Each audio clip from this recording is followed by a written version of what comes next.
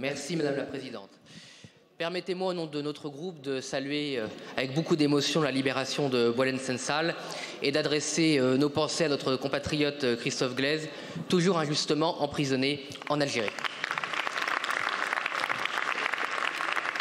Monsieur le Premier ministre, comme tous les macronistes, vous saviez qu'Emmanuel Macron ruinait la France. Comme tous les macronistes, vous avez laissé Emmanuel Macron ruiner la France. Et comme tous les macronistes, vous avez couvert et couvrez encore les mensonges d'État qui ont permis la ruine de la France. Bref, comme tous les socialo-macronistes ici présents, directement, par complicité ou par recel, vous avez été pris en flagrant délit de faillite frauduleuse par le Rassemblement national. Vous ajoutez à cette culpabilité évidente l'indécence de vos pleurnicheries d'enfants gâtés alors que vous avez la main prise dans le sac et que vous accusez un ami imaginaire. Il n'y a que la caste médiatique pour gober encore les fausses confessions de Bruno Le Maire qui s'invente une vie de lanceur d'alerte alors qu'il est le cœur battant de l'escroquerie d'État. Dès 2023, le RN dénonçait les comptes insincères que vous présentiez au Parlement. Dès février 2024, nous affirmions que vous mentiez volontairement aux Français sur l'état des comptes. Quelques semaines plus tard, notre groupe vous sommait de présenter une loi de finances rectificative. Vous l'avez refusé et nous vous avons donc censuré, nous avons tenté de vous censurer. Aucun groupe ici présent n'a soutenu la censure du Rassemblement national. Et pour cause, il y avait les élections européennes. Il fallait bien encore mentir aux électeurs et essayer d'acheter les voix jusqu'au bout. Et ensuite, quand Emmanuel Macron a dissous l'Assemblée nationale, c'était évidemment pour cacher son véritable bilan. L'homme passé des banques à la banqueroute. Tous les députés qui ont participé à l'arnaque du Front républicain contre le RN sont complices de cette arnaque et de la ruine macroniste. Alors, Monsieur le Premier ministre, qu'allez-vous faire contre tous ceux qui ont enfreint la Constitution et la loi organique des finances? Qu'allez-vous faire contre les Kohler, Le Maire, Borne, Attal et tant d'autres, tous complices, tous coupables? Merci, monsieur le député. La parole est à madame Amélie de Montchalin, ministre en charge de l'action et des comptes publics.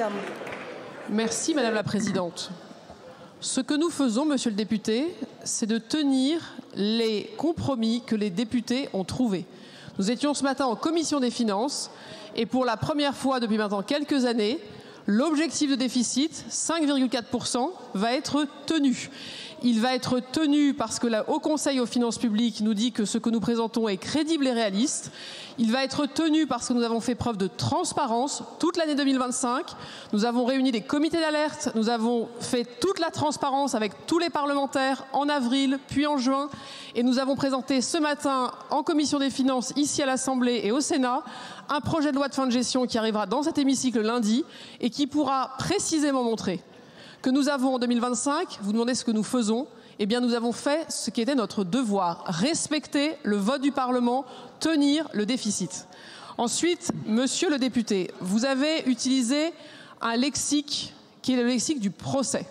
Il y aurait des coupables, il y aurait des arnaques, il y aurait des mensonges, il y aurait des complicités, il y aurait des recels.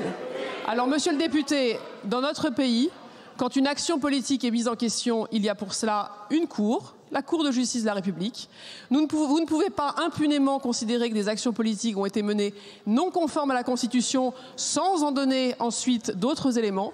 Je crois que le gouvernement a fait toute la transparence sur les documents, sur les données. Nous sommes sous le regard permanent du Haut Conseil aux finances publiques qui systématiquement n'a jamais dit qu'il était insincère. Si c'était le cas, jamais les textes n'auraient pu être évalués ni examinés. Et donc je pense, monsieur le député, que nous avons à être responsables de nos actions et responsables de nos mots. Je vous remercie. Merci beaucoup, madame la ministre.